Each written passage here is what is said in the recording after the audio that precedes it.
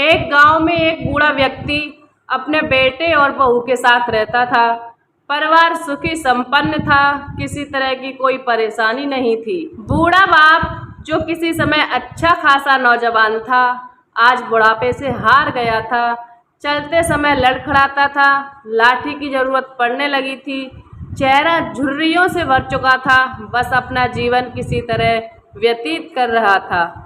घर में एक चीज अच्छी थी कि शाम को खाना खाते समय पूरा परिवार एक साथ टेबल पर बैठकर खाना खाता था। एक दिन ऐसे ही शाम को जब सारे लोग खाना खाने बैठे, बेटा ऑफिस से आया था, भूख ज़्यादा थी तो जल्दी से खाना खाने बैठ गया और साथ में बहू और एक पोता भी खाने लगे थे। बूढ़े हाथ जैसे ही थाली उठाने के हुए, थाली हाथ से छिटक गई, थोड़ी दाल टेबल पर गिर गई। बहू बेटी ने घृणा दृष्टि से पिता की ओर देखा और फिर से अपना खाना खाने में लग गए। बूढ़े पिता ने जैसे ही अपने हिलते हाथों से खाना खाना शुरू किया तो खाना कभी कपड़ों पर गिरता, कभी जमीन पर गिरता, कभी इधर उधर गिर जाता। बहू ने चिढ़ते हुए कहा, हे राम, कितनी गंदी तरह से खाना खाते हैं, मन करता है इनकी थाली किसी अलग एक कोने में लगवा दूं।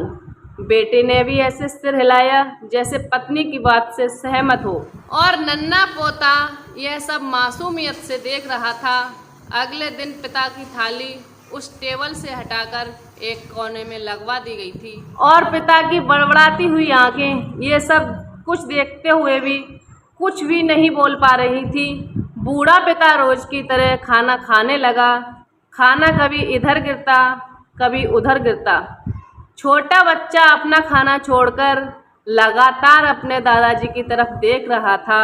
माँ ने पूछा, क्या हुआ बेटे, तुम दादाजी की तरफ क्या देख रहे हो और अपना खाना क्यों नहीं खा रहे हो? बच्चा बड़ी मासूमियत से बोला, माँ, मैं सीख रहा हूँ कि वृद्धों के साथ कैसा व्यवहार करना चाहिए।